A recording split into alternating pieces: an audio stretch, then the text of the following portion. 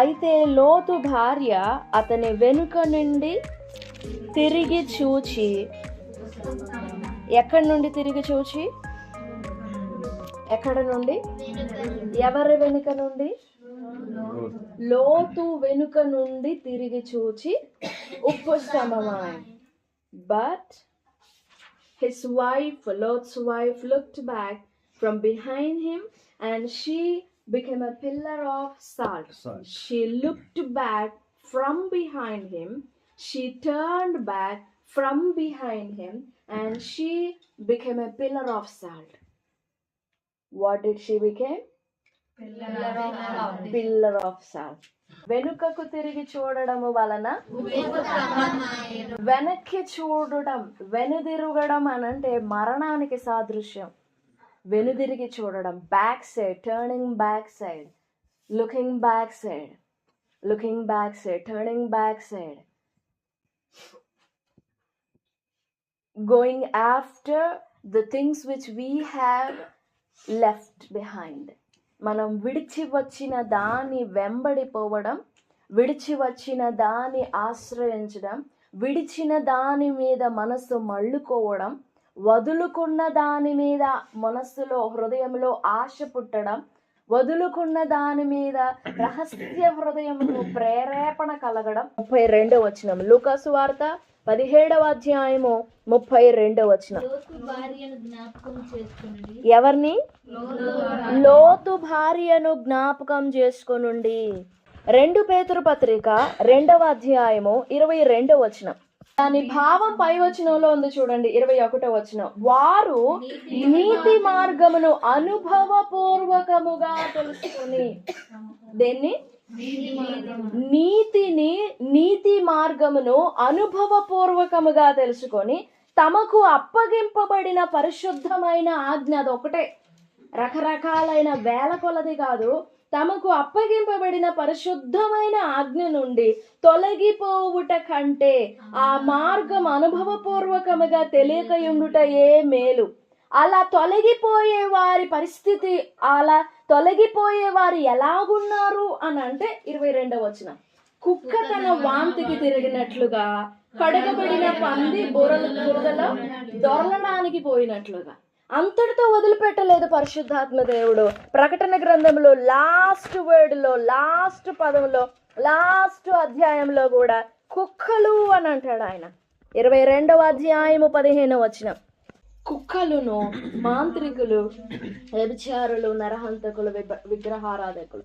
ఇప్పుడు ఈ తర్వాత కేటగిరీస్ అన్ని తెలుసు మనకి. కుక్కలు అంటే ఎవరు? వాళ్ళు, వారిని గురించి పర్టికులర్గా ప్రభు రాసి పెట్టాల్సి వచ్చింది.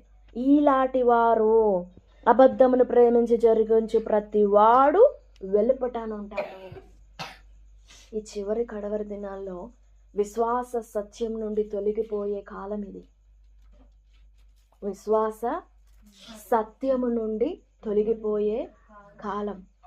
ఒకవేళ అలా వెనుదిరిగే స్వభావం మనలో కనబడుతుంది, వెనుదిరిగే ఆలోచనలు మనలో కనబడుతుంది. వెనుదిరిగే ఆలోచన. ఒక క్రైస్తవుడు ప్రభునందు విశ్వాసం ఉంచగానే పరిపూర్ణుడు అయిపోడు, విశ్వాసం ఉంచగానే పరిశుద్ధుడు అయిపోడు, విశ్వాసం ఉంచగానే కంప్లీట్ పర్ఫెక్ట్ పర్సన్ అయిపోడు. దొర్లుతూ ఉంటాయి, కానీ దొర్లినప్పుడల్లా, తిరగేసినప్పుడల్లా, ఎక్కడైనా పచ్చి కనపడినప్పుడల్లా మనల్ని మనము మరలా కాల్చుకోవాలి ప్రభు సన్నిధిలో. దొర్లుతూ ఉంటాయి, తప్పకుండా దొర్లుతాయి, కామన్. మనిషి మట్టి స్వభావము మనది. కాబట్టి అలా దొర్లినప్పుడల్లా మనల్ని మనము శుద్ధి చేసుకుంటా ఉండాలి, మనల్ని మనం కడుక్కుంటా ఉండాలి, మనల్ని మనం సరి చేసుకుంటా ఉండాలి. అలాగా దొర్లినప్పుడల్లా, కొంతమందిని గమనించినప్పుడు దొర్లినప్పుడల్లా దాన్ని మరలా కప్పేస్తారు, మరలా కనపడుతుంది కప్పేస్తారు, మరలా కనపడుతుంది కప్పేస్తారు. దాని విషయమే పశ్చాత్తాప పడక ఎన్ని ఏండ్లైనా కానీ ఆ మరకగానే మిగిలిపోతుంది. దేవుని ఆత్మ సహాయముతో మన హృదయాల్ని పరీక్ష చేసుకోవాలి. రవ్వంతైనా మనం మిస్ చేసుకోకూడదు. ఆ మచ్చ మనల్ని దేవుని రాజ్యానికి దూరం చేయకూడదు. పొద్దున చదువుకున్నాము, వచ్చిన 95వ కీర్తన 10వ వచనం. 40 సంవత్సరాలు 40 ఏండ్ల కాలము వలన నేను విసిగి, దేవుడు అక్కడ ఉపయోగించిన మాట చూడండి, వారు హృదయమున తప్పిపోయే ప్రజలు. ఎక్కడ తప్పిపోయేవారు? హృదయంలోనే. అసలు గురే అది, అసలు హోల్ సెంటరే అది. వారు హృదయమున తప్పిపోవు ప్రజలు. ఎన్ని సంవత్సరాలు? 40 సంవత్సరాలు. ఏ మనిషి అయినా తప్పు చేసి చేసి చేసి మరలా తప్పు చేస్తూ ఉంటాడా? 40 సంవత్సరాల కాలంలో చేసిన తప్పే చేసుకుంటూ పోతాడా? తెలిసైతే చేయడు, కానీ నేత్రాలు మోయబడి ఉంటే, తను చేసిన తప్పు విషయమే పశ్చాత్తాపడకుండా ఉంటే మొద్దుబారిపోతుంది, వాత వేయబడుతుంది, ఇక గ్రహింపు ఉండదు. ఇంకా వారిని గురించి అంటున్నాడు ఆయన. ఎంత బాధతో మాట్లాడిన మాట అది. వారు హృదయంలో తప్పిపోయేవారు. అందుకే అసలు వీళ్ళు సెట్ అవ్వరు వాగ్దాన దేశంలో అని నేను కోపించి, మీరెన్నడూ నా వాగ్దాన దేశంలోనికి ఎంటర్ కావద్దు అని చెప్పి వారిని అరణ్యంలోనే రాల్చివేశాను. హృదయమున తప్పిపోవటం ఎంత ప్రమాదకరమో. మనం వెనుకలగాని ఎన్నో ఏండ్ల అనుభవం ఉండి ఉండొచ్చు, but we have to check. Is my heart right and upright before the Lord? Is my heart pure before the Lord? అయితే లోతు భార్య అతని వెనుక నుండి తిరిగి చూచి ఉప్పు స్తంభమాయెను. ఎందుకు లోతు వెనకాల నుండి చూసింది లోతు భార్య? ఏం లోతు అడ్డుపడ్డా? That he already knew that she is going to look back? Or he wanted to protect her from looking back? వెనక్కి తిరిగి చూడకుండా తన భార్యను తాను కాపాడుకునే ప్రయత్నంలో ఆ పట్టణానికి ఆమెకు మధ్యలో అలాగ నిల్చున్నాడా? లోతు భార్య ఎందుకు వెనక్కి తిరిగి చూసింది? Why? She became the pillar of salt. ఎందుకు ఉప్పు స్తంభమైంది? వారు 19వ అధ్యాయం అంతా మనం చదివినప్పుడు 16వ వచనం, అతడు తడవు చేసేను. ఎవరు? 16వ వచనం, అతడు తడవు చేసేను. అప్పుడు అతని మీద యెహోవా కనికరపడుట వలన ఆ మనుషులు అతని భార్య చేతిని 2 కుమార్తెల చేతులను పట్టుకొని వెలుపలికి తీసుకొని వచ్చి ఆ ఊరి బయట నుంచిరి. వెంటనే దేవుని దూత మాట్లాడిన మాట చూడండి. ఆ దూతలు వారిని వెలుపలికి తీసుకొని వచ్చిన తరువాత ఆయన ఫస్ట్ మాట, నీ ప్రాణం దక్కించుకొనున్నట్లు రన్, నీ ప్రాణం దక్కించుకొనున్నట్లు పారిపోము. రెండవ మాట, నీ ఎందుకు వెనుక చూడకూడదు? వెనకెందుకు తిరిగి చూడకూడదు? వాళ్ళకి ముందే తెలుసా వీళ్ళు వెనక్కి తిరిగే రకాలని? మేబీ నీ ప్రాణం దక్కించుకున్నట్లు పారిపో. అసలు నడవడం కాదు, పారిపో, పరిగెత్తు. నడవడం కాదు, పరిగెత్తు, పారిపో. You run. And it came to pass when they had brought them forth abroad, and he said, escape for thy life. Look not behind thee, neither stay thou in all the plain. Escape to the mountain, lest thou be consumed. Escape, run, go fastly. నీ ప్రాణం దక్కించుకున్నట్లుగా నువ్వు పారిపో. వాళ్ళు ఆ అగ్నిలో కాల్చబడే ఆ నాశనంలో నుండి, ఆ వ్యభిచారం, సొదొమ గొమొర్రా అంటేనే వ్యభిచారం, అపవిత్రత, ఆ అపవిత్రతలో నుండి బయటకు రావడానికి తడవ చేశాడంట లోతు. Who is the reason to linger there? Who is the reason to linger there?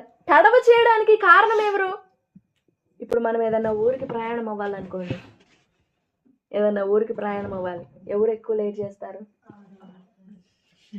అక్కడ ఆ అపవిత్రతలో నుండి, ఆ వ్యభిచారములో నుండి, ఆ హేయమైన అగ్నిలో కాల్చబడే ఆ నాశనం, శపితమైన ప్రాంతంలో నుండి బయటకు వెళ్ళడానికి తడవ చేసింది ఎవరు? లోతు భార్య కదా. కానీ అక్కడ ఉంటుంది, అతడు తడవ చేసేను అని ఉంటుంది. Don't know how to take that. అతడు తడవు చేసాను అని ఉంటుంది, నాట్ షీ. ఆమె తడవు చేసింది కాబట్టి ఆమెను తీసుకొని రావడానికి లోతుకు లేట్ అయింది అని కాదు, అతడు తడవు చేయగా అని ఉంటుంది. దాన్ని అట్లా వదిలిపెడదాం. అక్కడి నుంచి అయితే యెహోవా అతని మీద కనికరపడుట వలన ఆ దేవదూతలు అంట చేతులు పట్టుకొని ఎవరిని, లోతు చేతిని, లోతు భార్య కూడా ఉంది, లోతు భార్య చేతిని, ఇద్దరు కుమార్తెల చేతులను పట్టుకొని త్వరపడి, ఎంత కనికరము అది. నువ్వు అపవిత్రతలో ఉండకూడదు, బయటకు వచ్చేసాయి. నువ్వు నాశనంలో ఉండకూడదు, బయటకు వచ్చేసాయి. నువ్వు మరణంలో ఉండకూడదు, బయటకు వచ్చేసాయి. నువ్వు ఆ వ్యభిచారంలో ఉండకూడదు, బయటకు వచ్చేసాయి అని చేతులు పట్టుకొని లాక్కొచ్చారండి బయటికి లాక్కొచ్చి, మీరు నడిచే వాళ్ళే, మీరు నిదానంగా నడక నడుస్తూ ఉంటారు కాబట్టి మీరు అసలు మీ ప్రాణం దక్కించుకున్నట్లు పారిపోండి ఇక్కడి నుంచి అన్నారు. అప్పటికి చెప్పారు, మీరు పారిపోండి, మీరు తడవు చేసే స్వభావం ఉంది మీలో, మీరు వెనక్కి చూడొద్దు, మీలో ఆ స్వభావం ఉంది. That's why I'm saying that don't look behind, you are lingering there, తడవు చేస్తున్నారు, తారట్లాడుతూ ఉన్నారు అక్కడ. సొదొమ గొమొర్రా మన స్వభావానికి సాదృశ్యంగా ఉంది. ఆ దాని నుండి పరిగెత్తమని చెప్తున్నాడు దేవుడు. నీ స్వభావం ఏదో, ఏ స్వభావము నుండి నిన్ను పరిగెత్తమంటున్నాడు దేవుడు. ఏ స్వభావము మనల్ని వెంటాడుతూ ఉంటుందో అంత త్వరగా పోదు అపవాది స్వభావం, అపవాది పోలిక అంత త్వరగా పోదు. మీలో తడవు చేసే స్వభావం ఉంది, మీలో తడవు చేసే బుద్ధి ఉంది. మీరు అక్కడికక్కడే ఆ రొచ్చులోనే, ఆ అపవిత్రతలోనే తిరుగులాడుతూ ఉంటారు. దాని నుండి తొందరగా బయటికి రారు. మీరు పరిగెత్తండి, వెనక్కి తిరిగి చూడొద్దు అంటే అన్ని మాటలు మాట్లాడిన తర్వాత కూడా లోతు మరలా ఒక డీటెయిల్డ్ ఎక్స్ప్లెనేషన్ అడుగుతాడు. క్రింద వచనం చూడండి, verse 18. ఇదిగో, అది చెప్పాను కదా, ఒక డిస్క్రిప్షన్ అన్నమాట. ఇదిగో నీ కటాక్షం నీ దాసుని మీద వచ్చింది. నీ కటాక్షం ఓకే, నీ దయ ఓకే, నీ ప్రేమ ఓకే, మీ దయగలిగిన హెచ్చరికలు ఓకే, బట్ నా మాట కూడా మీరు వినాలి కదా. నేను ఎందుకు తడవు చేస్తున్నానో మీరు వినాలి కదా. నీవు నా ప్రాణమును రక్షించుట వలన నీవు నా ఎడల కనుబరుచిన నీ కృపను ఓకే సరేలే అంటాం కదా మనం. అంటావా? మీకు ఆ ఎక్స్ప్రెషన్ అర్థమవుతుందా? నీలో తడవు చేసే స్వభావం ఉంది, నీలోనా, నీ భార్యలోనా, నీ కుమార్తెలలోనా. సరి చేసుకో. ప్రభు ఎందుకు చెప్తున్నాడు ఈ మాట అని వివేచించుకోవద్దా? నేను చేయి పట్టుకొని బయటకు లాక్కొచ్చినప్పుడు నువ్వు ఇక్కడి నుంచి అంత దూరం వెళ్ళగలవా, వెళ్ళలేవా? Can't he understand that? ఆ మాత్రం అర్థం కాదా దేవునికి? He try to teach. నేను పోలేను, నేను ఆ పర్వతమునకు ఏంటా మాట? ఈ స్వభావం మనలో కనపడుతుందండి. God's word has past, present and future. He'll teach in 3 seasons. నువ్వు పాస్ట్ వరకే అర్థం చేసుకుంటే you lose the present and future. If you understand the present, you lose the past and future. ఎందుకు? జరగబోయే కార్యాలు తెలుసు కదా ఆయనకి, తెలియకుండానే మాట్లాడతాడా దేవుడు? అంత అవివేకియా? God's word has a reason and it has a season. ఒక కారణం ఉంది. నువ్వు వెనక్కి చూడొద్దు, పర్టిక్యులర్గా చెప్పాడు ఆయన. వెనక్కి తిరిగి చూడొద్దు అంటే ఇద్దరు చూశారు. దేవుడు చెప్పిన మాటని ఫస్ట్ వెనక్కి తిరిగింది ఆయనే. అందుకే 26వ వచనంలో అతని వెనుక నుండి తిరిగి చూచి, హీ ఈస్ ద రీజన్. తిరిగి చూచి 7వ అధ్యాయం 22వ వచనంలో కూడా they wanted to turn back in their hearts. ఐగుప్తునకు పోగోరిన వారై. 39 అపోస్తల కార్యాలు. దేవుడు మనల్ని శిక్షించినప్పుడు వెంటనే మన మనసు మళ్ళీపోతుంది వెనక్కి. Observe that. హృదయాన తప్పిపోవుట చాలా భయంకరం. హృదయాన్ని తప్పిపోవుట. నువ్వు విడిచి వచ్చిన వాటన్నిటిని సంపూర్ణంగా విడిచావా? నువ్వు ఏ స్థితిలో ఉన్నప్పుడు రక్షింపబడ్డావో, నువ్వు ఏ దోషంలో ఉన్నప్పుడు, ఏ పాపంలో ఉన్నప్పుడు, ఆదాము వలన సంక్రమించిన పాపము నీలో ఇంకా బ్రతికి ఉన్నదా? సంపూర్ణంగా రక్షింపబడినామా? ఆలోచనల విషయంలో, స్వభావం విషయంలో, తలంపుల విషయంలో, పాత గత జ్ఞాపకాల విషయంలో, పద్ధతుల విషయంలో, అలవాట్ల విషయంలో, ఆచారము విషయంలో, ఆలోచనల విషయంలో, ధ్యానం విషయంలో, తలంపుల విషయంలో సంపూర్ణంగా విడిచిపెట్టావా? 45వ కీర్తన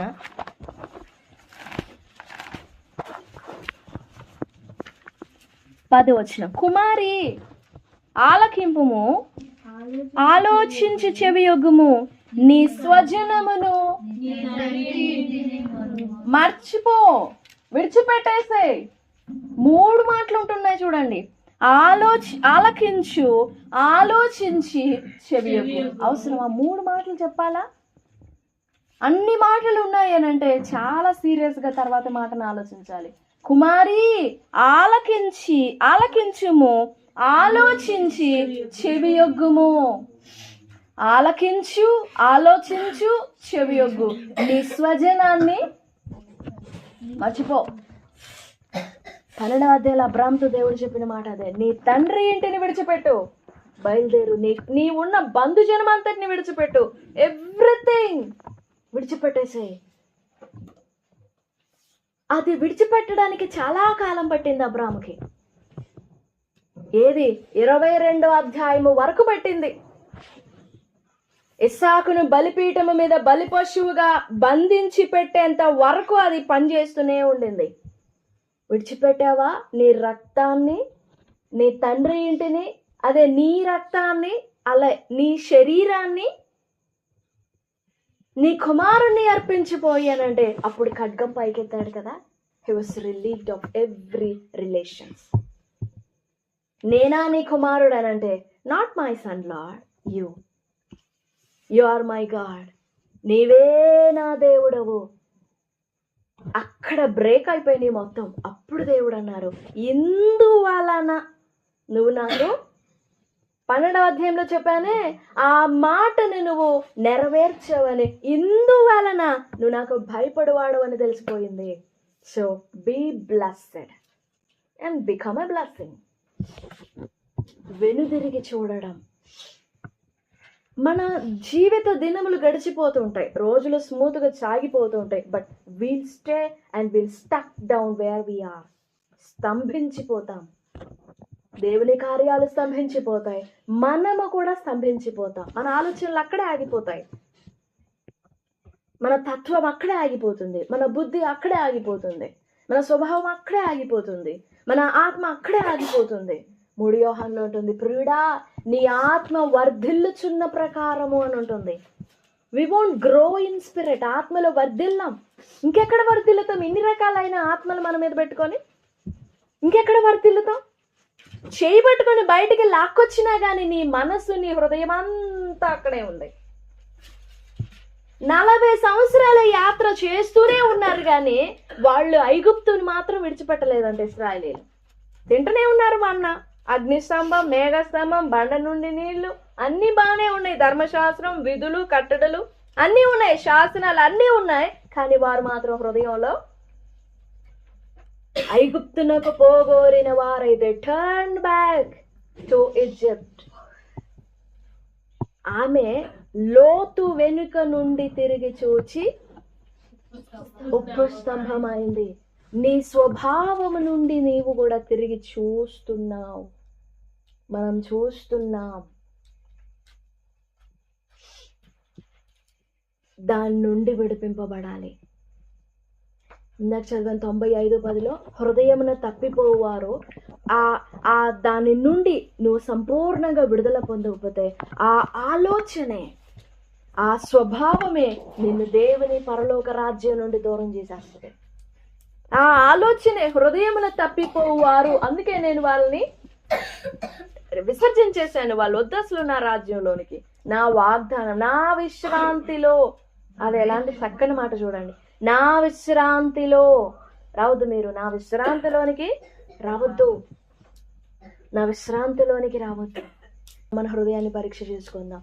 ఏ స్వభావమో, ఏ ఆలోచన, ఏ తత్వమో, ఏ పాపమో, ఏ బలహీనత, ఏ దోషమో నీ హృదయం తప్పిపోవునట్లుగా తొట్టుపడినట్లు. ఏదన్నా అడ్డుపడితేనే కదా తొట్టుపడతాం, ఏదన్నా తట్టుకుంటేనే కదా. అలా ఏ ఆలోచనకు తొట్టుపడుతున్నావో, ఏ ఆలోచన నీకు అడ్డొచ్చి, ఏ స్వభావం నీకు అడ్డొచ్చి దొర్లుతున్నావో, తత్తరపడుతున్నావో, ఆ ఆలోచన నిన్ను దేవుని రాజ్యానికి దూరం చేస్తుంది. ప్రభు సన్నిధిలో పరీక్ష చేసుకుందాం. దేవుడు ఊరికే మాట్లాడలా, నీలో తడవు చేసే స్వభావం ఉంది అని వెంటనే ఆయన మాట్లాడిన మాట, నువ్వు పారిపో, వెనక్కి తిరిగి చూడొద్దు. ఆయన అంతా మాట్లాడినా గానీ ఆయన అంటున్నాడు, లోతు అంటున్నాడు, ఇదంతా కాదు దేవా, నీ కృప ఓకే, నీ కటాక్షం చాలా బాగుంది, ఓకే, నేను తగినోడిని కాదు, నేను అయోగ్యుణ్ణి, అపాత్రుణ్ణి, నాకు తగింది కాదు ఇది, అయినా కానీ నేను మాత్రం నువ్వు చెప్పినట్టుగా చేయలేను, నేను పోలేను, నేను సెలెక్ట్ చేసుకుంటాను, ఈలాగా నన్ను దీవించు. అబ్రహాం అదే అడుగుతాడు, నా కుమారుడు ఇవ్వడమేమో తర్వాత సంగతి, కానీ ఈ ఇష్మాయేలును మాత్రం నీ సన్నిధిలో బ్రతుకను అనుగ్రహించు అన్నాడు. అక్కడ దీవించిన ఆ దీవెన ఇన్ని ఏండ్లకి కూడా, ఎన్ని వందల వేల సంవత్సరాలు ఇవి ఇప్పటికీ కూడా ఒక ముల్లే. నువ్వు సంపూర్ణంగా విడిచిపెట్టని ఆ స్వభావం ఏదో ఎన్ని ఏండ్లైనా కానీ వెంటాడుతూనే ఉంటుంది. దాని వలన నువ్వు తత్తరపడతావు, తొట్టుపడతావు, తొలగిపోతావు, మనసు దొరిలిపోతుంది, హృదయమున తప్పిపోయామా దేవుని రాజ్యం నుండి దూరం అయిపోతాం. మనం ఎక్కడ ఏ స్వభావం విషయంలో ఏ స్వభావం మనలో మరలా తొంగి చూస్తుందో ఆత్మలో ప్రభు సహాయంలో వేడుకుందాం. దేవా, నన్ను పరీక్షించు, నన్ను పరిశోధించు, నా హృదయాన్ని పరిశోధించేలా, నన్ను లోతుగా కడుగు, నన్ను సంపూర్ణంగా కడుగు, ప్లీజ్ నన్ను విడిపించండి, నన్ను విడిపించండి, నన్ను విడిపించండి, నన్ను సంపూర్ణంగా నన్ను రక్షించండి అయ్యా అని ప్రభు సన్నిధిలో వేడుకుందాం. అయితే లోతు భార్య అతని వెనుక నుండి తిరిగి చూచి, మనం అలా ఉపస్తంభం అవ్వద్దు, స్తంభించిపోవద్దు. ప్రభు నీ కొరకు, మన కొరకు ప్రాణం పెట్టినది మనం వర్ధిల్లడానికి, మనం ముందుకెళ్ళడానికి, కానీ మన స్వభావములలో చిక్కుబడి మనం అక్కడే ఆగిపోవడానికి కాదు. ఆత్మలో వర్ధిల్లకపోవడానికి, ఆత్మలో అణగారిన స్థితిలో, నిల్వెచ్చని స్థితిలో, చచ్చుబడిన స్థితిలో, మరకొజ్జు అంటారు చూసారా, ఏజ్ పెరుగుతుంది కానీ బాడీ, దేవా నేను ఎదగాలి, నేను ఆగిపోకూడదయ్యా, నేను ఆగిపోకూడదు, నేను ఎక్కడ తట్టుకొని పడకూడదు. తట్టుకోవడానికి నాలో ఏమున్నాయో వాటన్నిటిని నీ వెలుగులో, నీ అగ్నిలో నన్ను కాల్చేయ్యా, నన్ను సంపూర్ణంగా శుద్ధి చేయ్యా, నన్ను నీ రాజ్యం కొరకు సిద్ధం చేయి. నీ రాజ్యం స్వతంత్రించుకోవడానికి ఏది నన్ను అడ్డుకోకూడదు. నన్ను అడ్డుకొని ఆలోచన స్వభావం ఏదుందో నన్ను శుద్ధి చేయి అని ప్రభు పాదాల మీద పడదాం. దేన మనస్కులమై మనల్ని మనం సరి చేసుకుందాం. ప్రభు సహాయపడతారు. దేవుడి మాటలన్నీ మన వెనుకడిలో దీవించును గాక. Amen, amen.